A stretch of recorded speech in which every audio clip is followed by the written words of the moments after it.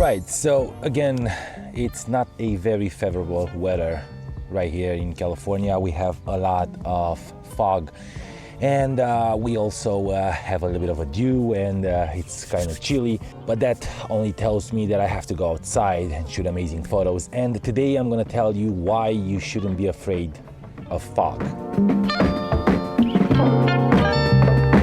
So first and foremost, as you can tell behind me, it's almost invisible because the fog is pretty dense, and we have a beautiful day yesterday. It was pretty warm and the night was a bit chilly, so we have a lot of dew and we also have this fog, this dense fog. And maybe if you're thinking about it, it's a little bit cumbersome to shoot photography when you don't see much, but that is exactly what you need.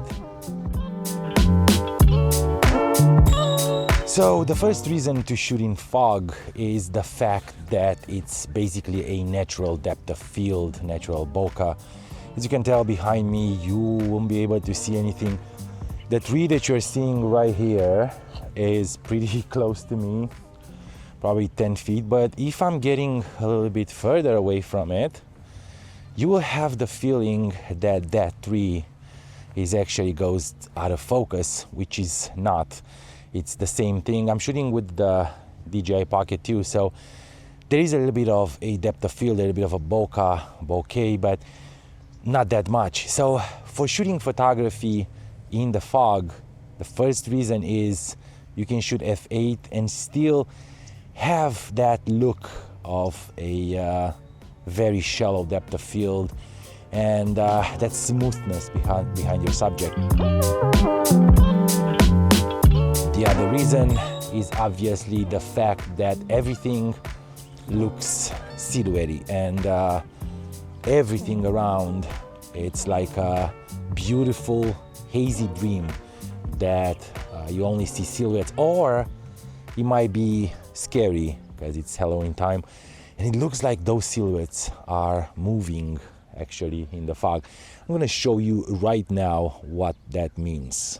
So as you can tell right here in the park, this is the tree that I was telling you about, and behind it, I'm not sure if you can see it because I didn't want to put a polarizer on just to enhance this fluffiness, this dreamy look.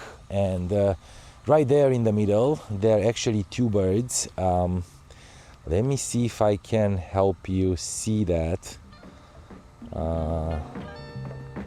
I don't think so. Now, another reason to go out and shoot, especially in the fall, when there is a lot of rain and fog and dew, it's the fact that everything is popping, the colors are more vibrant. There is a lot of water on the grass and the leaves, and that will give you amazing looks and will save you some time in editing. You don't have to pop up the clarity, definitely not because you're ruining the fog and the look. So basically you have to shoot and deliver, that's all. Now today I'm shooting auto ISO, aperture priority, and I'm on the Zfc that has the kit lens on, just to prove that this kit lens is not bad at all. The aperture is not super wide, but for shooting, you know, environment like this, it's pretty good. And let's try and find some great compositions.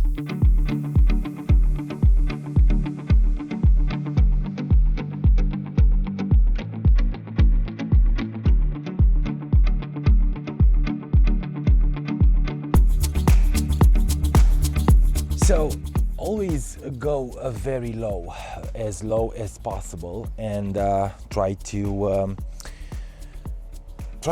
find compositions that are, let's say, unusual, like flowers, or in my case, these beautiful dandelions that are showing me what's going on right now with the nature. I suspect you already seen other videos about shooting in the fog, but I might not be so conventional. For me, it's all about colors. It's about crazy things that are happening. For example, right here I have some leaves hanging on a web, and what can be more enticing to look at than a leaf that is floating, and behind it there are obviously trees that I can barely see because of the fog. Like I said, a natural depth of field. Again, I'm shooting auto ISO, and I'm around 400, 1/250th of a second in aperture priority, because I don't want to dabble with the aperture, especially in these kind of conditions. I would rather get the shot. The fog is changing pretty fast, and as long as you're getting the shot, it doesn't matter what you're shooting. You can be on auto.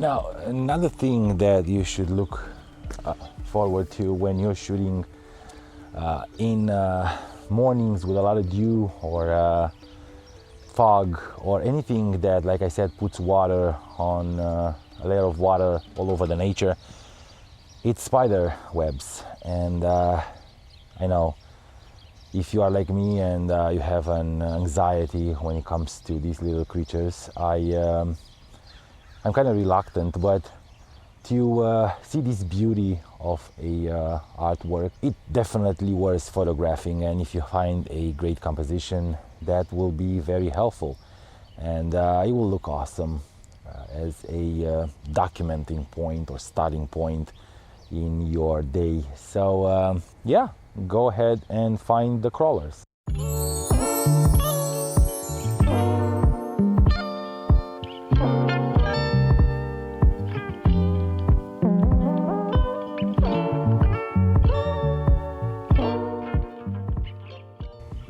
This is the reminiscence of our 2 crazy years.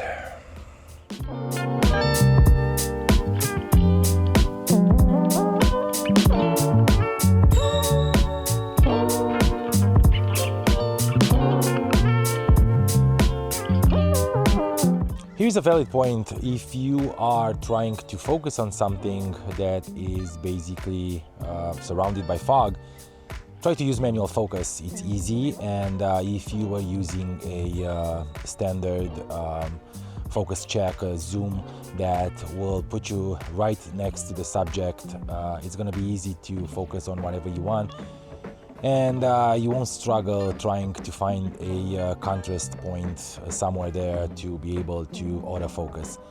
At least for me, it works well. I'm not using focus picking. We made a video about this. You can check it in the playlist. I'm gonna link it down below. But I'm using standard focus, which means I'm zooming in all the way to the subject, focus,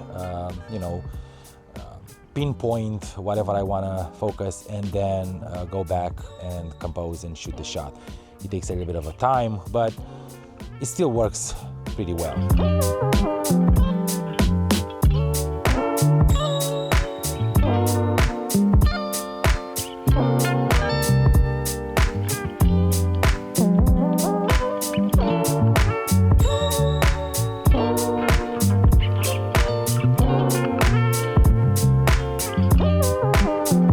Alright, so that is pretty much it. I hope you guys enjoyed the video, and if you did, go out and shoot. That's very important.